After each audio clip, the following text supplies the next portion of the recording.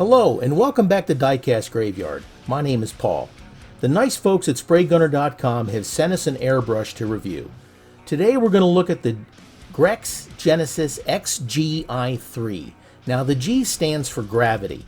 They also make an XSi3 and the S stands for siphon feed. Now in our community, the diecast community, the gravity feed airbrush for us is definitely better because it allows us to mix up a small amount of paint for the small cars that we do. If you happen to be using the siphon feed type system, you have to mix up a lot of paint in order for the paint to get to the level where it will go through the siphon tube. Now the siphon feed airbrushes are very, very good airbrushes. If you're going to be doing a large volume of things, then that's definitely a good way to go. But since we mix small amounts of paint, the gravity feed for us is definitely a better value. Let's go ahead and open up this bad boy. You can already tell by the case that it's packaged very, very well. Got a few other things on the inside. Got some cleaning brushes. That's always a good thing. Got your registration card for your limited warranty. That's neat. Set that aside. And you got your book here. Your book will go in and explain pretty much everything about this airbrush that you wanted to know and probably a few things you didn't care about, but it's got all the stuff in there. Now what's cool about this airbrush is it's got the 0.3 millimeter needle on the inside. This one here, that's for your standard painting spray widths. It'll spray up to 25 millimeters in width, which is a very good spray pattern. Now I would definitely stick with that spray pattern. Now you may have to increase the needle size if you want to spray anything that's got a little bit of a thicker consistency, or if you have something that like metal flake or something like that, you might want to use a bigger needle. The airbrush is very well made. You can tell it's got some weight to it, but not enough weight to where it's going to burden you when it comes to spraying your paints. You can tell by the stainless steel construction that it's very, very well made. Inside the center of this is the Teflon bearing. Now the Teflon bearing for us is definitely a must, because if we're spraying the lacquers and the enamels and the urethanes and like that, that Teflon bearing isn't going to dissolve over time when you're using your paint thinners and like that, where a regular plastic nylon bearing will definitely wear away over time. So that's a definite plus. It's got very smooth action, which is really cool. It's got the rubber pad on the top there, but if you don't like that, you can definitely take it off with ease. It's designed to be comfortable in your hand. Now the big green rubber sheath on the outside, that can also be taken off too if you don't like it. But it's ergonomically correct. Now you've got three different types of containers there. You've got a small, a medium, and a large, depending on the amount of paint you want to mix up. It's also got some really cool accessories here. Now, one of the things that this comes with is the tip protector, or the needle protector in the front. It just pulls right off. It's held on with a magnet. That is absolutely cool. Now, if you need to change that tip out really quick, you can do that. Just pull the cap off, and then you can replace it with the other. Now that cap only protects the tip or the needle in the very front. Now with this double action brush, I mean, when you're pulling back on the trigger, your needle is going to go in and out. Now this other tip that it comes with, this allows you to get really super close to whatever you're spraying. And because it's open like that, and like I said, you can get right up close for super fine detail. This brush definitely has the ability to spray hairlines, and it's really neat. Now what's cool, so you don't lose the other tip, is in the back is also magnetic. So temporarily you can just put that on there, or you can put it in the case. But to do it really quick, you can put it on the back there. And I've never seen this feature on an airbrush before. That is really, really cool. Let's go ahead and put that back in the box, and we'll put that original needle protector on the front. I'm really digging that feature. That is super, super cool. Let's hook up an air hose to this bad boy and let's take it for a test drive. When you order this airbrush, you need to order the hose separately. Now it does come with some adapter kits, which you'd be able to use with your other airbrushes if you already have them, like a Pache or an Iwata or whatever. I happen to have a Harbor Freight airbrush hose, and it made it up perfectly. So if you happen to have that particular airbrush, this hose will fit up right perfectly to it, and it's good to go. Let's go ahead and get some paint in this bad boy. Take the cap off. Well, it's brand new. It's a little bit hard to get off, but it'll work out with no problem. This is the smallest of the reservoirs that it comes with. Now, this one here is good for a very small amount of paint.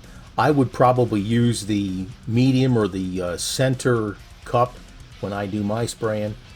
Comes off really easy, which is a good feature because it allows you to be able to clean the airbrush very, very easily. They got a little rubber O-ring on each one of the cups. You screw it back on and just put it down finger tight and you're good to go. Alright, let's get some paint in this brush and let's get started. Today we're using the Createx Wicked Air colors.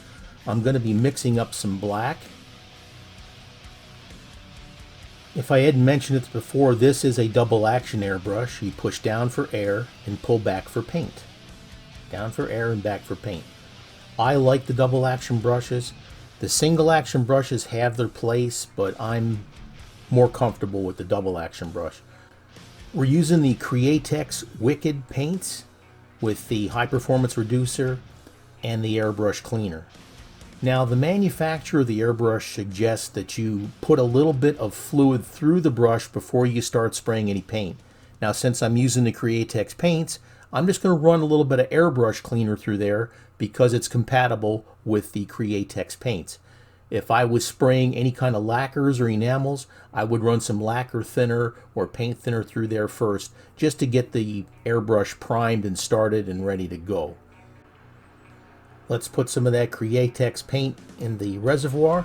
Now make sure you don't fill your reservoir too much if you're going to leave the cap off because you'll slosh it all over the place. That's a tip from your Uncle Paulie, by the way. Trust me on this one. This brush has the ability to get some really nice fine lines. Now again, this is the 3mm tip. If you put the 1mm tip in there, if you're spraying some really fine lines or like that, that 1mm tip is going to get you the hairs that I was talking about before. But look how nice and tight that you can spray that. That is absolutely amazing. With practice, as with any airbrush, the more you practice with it, the better you're going to get. But look how easy it is to control this airbrush. That's a sign of how well it's made. Easily control. Look at that. And the lines are consistent, which is really good. If you want to spray something else besides a car or something, you can definitely use this airbrush for that.